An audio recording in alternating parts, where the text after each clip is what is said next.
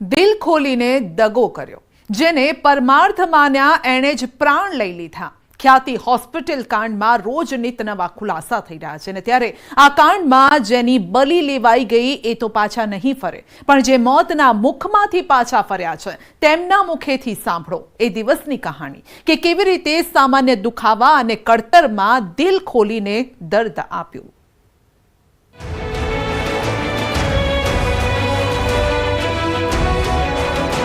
જતા રે હવે તો શું થવાનું મારી હાલત, છોકરાનું એક ને એક છોકરો શું થવાનું મારા, અમારું જીવન તો અડધું થઈ ગયું ને। વગર પૂછે સ્ટેન્ડ મૂકી દીધું, કશું કોઈ તકલીફ નથી તો એમ। ખ્યાતિ હોસ્પિટલના સંચાલકો અને તબીબના કાંડ અંગે સૌથી મોટા ખુલાસા। હોસ્પિટલમાં કેવી રીતે થયો કાંડ, દર્દીઓએ કહી દિલના દગાની વાત। કોઈ પગની આંગળીઓની તો કોઈ ઢીચણની સારવાર કરાવવા ગયું અને કરી દેવાઈ એન્જિયોપ્લાસ્ટી। સ્વાર્થ માટે ખોટી સર્જરી કરનાર ખ્યાતિ હોસ્પિટલના સંચાલકો સામે આખરે અલગ અલગ 3 ફરિયાદ થઈ છે, જેમાં એક આરોપી ડોક્ટર પ્રશાંત વજીરાણીની અટકાયત થઈ છે। 3 ફરિયાદો પૈકી એક ફરિયાદ અમદાવાદમાં અને 2 ફરિયાદ કડીમાં નોંધાઈ। પહેલી ફરિયાદ અમદાવાદના સોલા સિવિલ હોસ્પિટલના ઇન્ચાર્જ CDMO ડોક્ટર પ્રકાશ મહેતાએ કરી છે, જેમાં ખ્યાતિ હોસ્પિટલના 5 મેડિકલ માફિયાઓ સામે ગુનો નોંધાયો છે, જ્યારે કે 2 મૃતકોના પરિવારજનોએ મહેસાણાના કડીમાં ફરિયાદ નોંધાવી। ફરિયાદમાં આરોપ લગાવ્યો છે કે ખ્યાતિ હોસ્પિટલના મેડિકલ માફિયાઓએ ભેગા મળી PMJ યોજનાનો લાભ લેવા આયોજનબદ્ધ રીતે કાવતરું રચી તકલીફ ન હોવા છતાં સ્ટેન્ડ મૂકી દીધા। આ કેસમાં પોલીસ તેનું કામ કરી રહી છે। આ દરમિયાન ન્યૂઝ 18 ગુજરાતી એ દર્દીઓ પાસે પહોંચ્યું, જેમના પરિવારની જાણ બહાર જ તેમના ઓપરેશન કરી દેવાયા। અમે એ દર્દીઓ સાથે વાતચીત કરી તો તેમના એક દર્દીની આંખો ભરાઈ આવી। વાતચીત દરમિયાન જ તેઓ ધ્રુસકે રડી પડ્યા। સાંભળો ઓપરેશન પહેલા દર્દીને શું કહેવાયું હતું। મને હતી ડાયાબિટીસ, એની ડાયાબિટીસની દવા લેવા ગયા હતા, મળશે કે તમને, અને આ તો બલૂન મેકી દીધું, મને ખબર નહીં ને આવું કે થશે, પણ એ જ્યાં પછી બચી ગયો તે વળી ભગવાનના પ્રતાપ વળી બચી ગયા। મારા એકને એક છોકરો જ છે, મારા કોઈ બીજું પાસ નથી, એવું છે। ઘરમાં કોઈ નથી, ના તમારા કોઈ નથી, નહીં। માત્ર ડાયાબિટીસ હતો અને આ લાલચુ ડોક્ટર અને ખ્યાતિ હોસ્પિટલના સંચાલકોએ થોડા રૂપિયા માટે લોકોનું જીવન બરબાદ કર્યું। આટલું જ નહીં, ભોગ બનનાર કોકિલાબહેનને તો માત્ર પગની આંગળીઓ દુખતી હતી, જે બતાવવા માટે તેઓ કેમ્પમાં ગયા હતા। એટલે પરિવાર અમારો કેવું થયું, અમારા છોકરાનો તો કડી રહેશે અને 2 કડી રહેશે, એટલે મેં કીધું મારો પગની આંગળીઓ દુખશે। તે રહે શું કે તમે અહીં તો આવજો, તમને છાતીમાં દુખાય છે। મેં કીધું ના, હું તો ભેંસો દઉં છું, બધા સુધી મને કશું જ એવું જ નહીં થયું, તકલીફ નહીં। પણ એ જાતે જ કહેવા માંડ્યા કે તમને તકલીફ છે કે, હા, તે કે તોકન આવજો, તે આપણે તપાસ કરાવીશું। હા, કે ડાયાબિટીસ છે, મને ડાયાબિટીસ તો જ નહીં કીધું। કોઈ રિપોર્ટ કર્યા વગર કેમ્પમાં ડોક્ટરો દર્દીને ડરાવી રહ્યા હતા। આ જ ડરનો લાભ લઈ તેમને રૂપિયા છાપવા હતા। કોકિલાબહેન જેવા બીજા અન્ય દર્દીઓ પણ આવી જ રીતે સારવાર માટે આવ્યા અને તેમના ઓપરેશન કરી દેવાયા। સારવાર સાહેબ અમારા ગામમાં આવ્યા, એમને મોરથી બોર મારી દીધું, તે કે અમદાવાદથી ડૉક્ટર આવ્યા હતા કે ઢેચણ, કરોડાનું, મગજનું બધા ડૉક્ટરની તપાસણી થશે, અમદાવાદ કે લઈ જવાના। તો એમાં મંગી તપાસણી કરવાની તરત મેલી જશે। તે અમારા ગામમાં કેમ્પ કર્યો, તે બધી વસ્તી જઈ, તે તપાસણી કરાવી, તે કે તમે અમદાવાદ આવજો, તમારી સારવાર થશે, જે દખ હશે એનું નિદાન કરીને તમને રજા આપી દઈશું।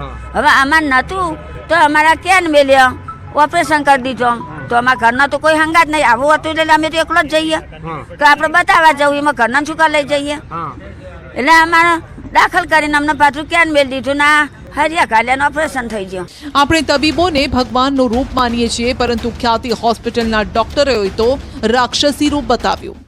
સાહેબ અમને એમની લઈ ગયા હતા, બોરીસા ગામમાં આવ્યા હતા, એ લોકો કેમ્પ કર્યો હતો, બરોબર છે, બોલ મારીને કેમ્પ કર્યું, કોઈને પૂછ્યા વગર એમને કેમ્પ કર્યો।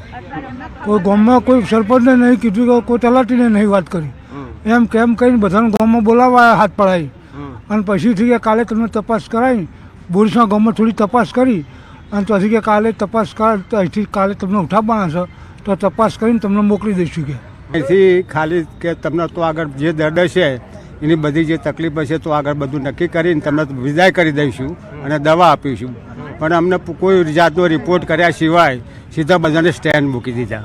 બરાબર, અમારું જીવન તો અડધું થઈ જ ગયું ને. ભોગ બનનારા તમામ લોકો સામાન્ય પરિવારમાંથી આવે છે.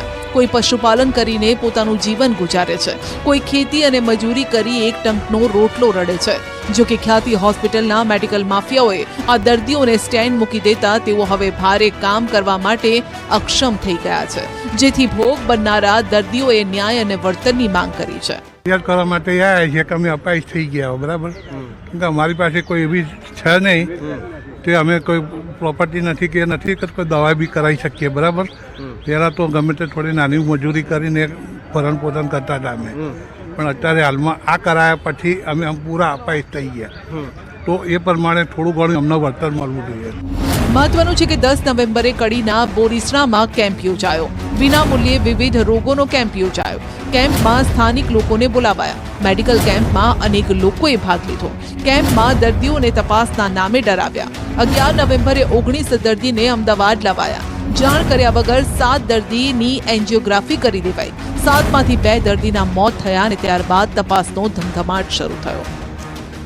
આ મુદ્દે હવે મામલો ગરમાયો છે અને કડીના બોરીસરા ગામના લોકોમાં હોસ્પિટલના સંચાલકો અને તબીબ વિરુદ્ધ આક્રોશની આગ છે. ન્યાયની માંગણી સાથે ગામ લોકો કડી થોડ રોડ પર ઉતરી આવ્યા છે. રસ્તા રોકી અને આંદોલન કરીને ચક્કાજામ કર્યો. મોટી સંખ્યામાં લોકો રસ્તા પર આવી જતા તાત્કાલિક પોલીસ ઘટના સ્થળે પહોંચીને સમજાવટ બાદ મામલો થાળે પડ્યો.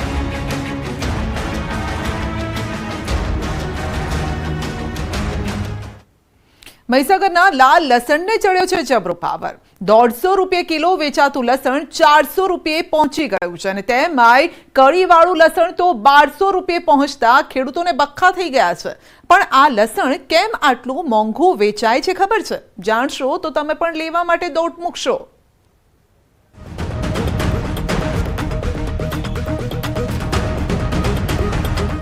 રસોઈનો સ્વાદ થયો ફિક્કો. લસણ થયું લાલ ઘૂમ. 150 રૂપિયા કિલો વેચાતું લસણ 400 રૂપિયા કિલો પહોંચ્યું. કેમ મહીસાગરના લસણની છે આટલી ડિમાન્ડ? શરીર માટે લોહીમાં કોલેસ્ટ્રોલનું પ્રમાણ ઘટાડે છે. બ્લોકેજ નળીઓને ખોલવા માટે પણ દવા તરીકે ઉપયોગમાં આવે છે. સાંભળ્યું? હવે આટલા ગુણ હોય તો કોણ ભાવ ન ખાય? અને આ તો લસણ છે ભાઈ, આયુર્વેદિક ગુણ ધરાવે ને સાથે રસોઈનો સ્વાદ પણ વધારે. પછી તમે જ કહો કેમ ના બોલાય આના ભાવ?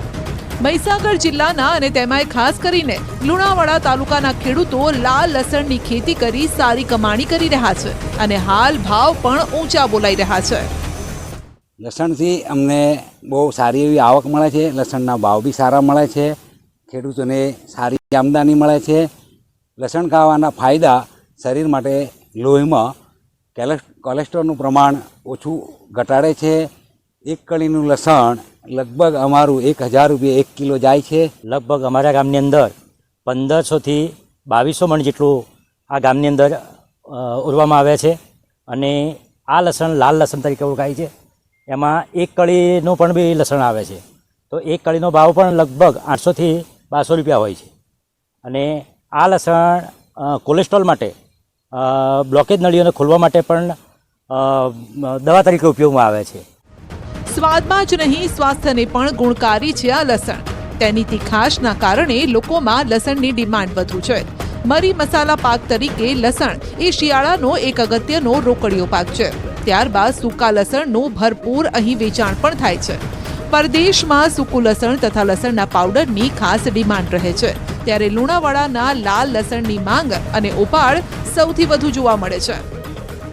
આજુબાજુના શહેરોના લોકો છે એ ગામમાં આવીને લસણ ખોદણી શરૂ થતાં પહેલાં અહીંયાથી ગામમાંથી લસણ લઈ જાય છે અને આ લસણ જે છે એ બહારના દેશો બીજા વિદેશથી આવે છે. વિદેશથી એટલે કે મહારાષ્ટ્રથી આવતું હોય, રાજસ્થાનથી આવતું હોય, બોમ્બેથી આવતું હોય. એ લસણ કરતાં આ લસણની વેરાયટી કંઈક અલગ છે. એટલે કે તીખાશ હોવાને કારણે લોકો ચારીબેના મોવાળાનું જ લસણ પસંદ કરે છે. ગામના ઘણા પરિવારો વિદેશમાં વસ્યા છે, તેમ છતાં લોકોએ પરંપરાગત ખેતીનો આ ધંધો યથાવત રાખ્યો છે.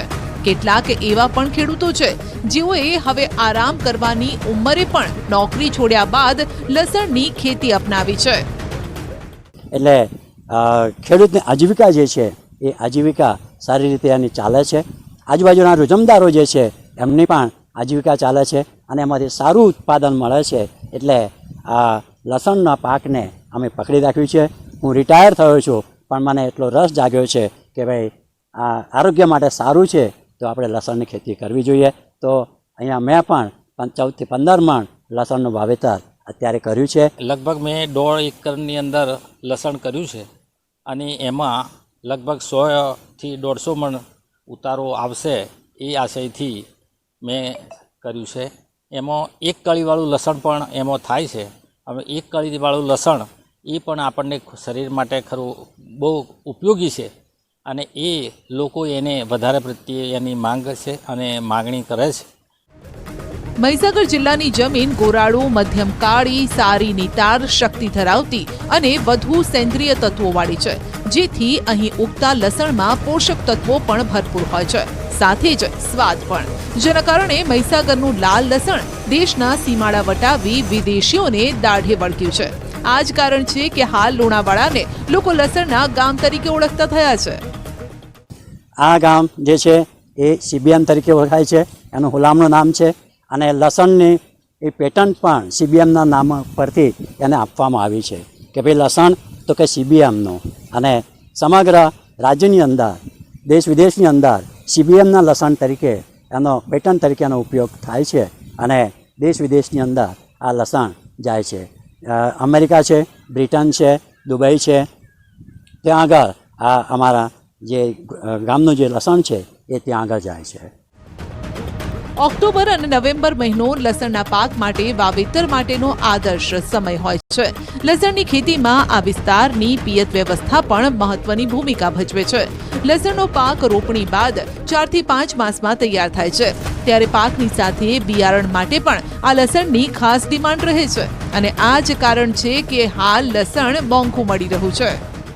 અત્યારે ભાવ સારો છે એટલે બિયારણની અત્યારે સિઝન ચાલે છે અને અહીંયા બિયારણની માંગ વધારે છે, ભાવ વધારે હોવાને કારણે, એટલે આવતી વર્ષે લગભગ પાક વધારે થવાની શક્યતા છે.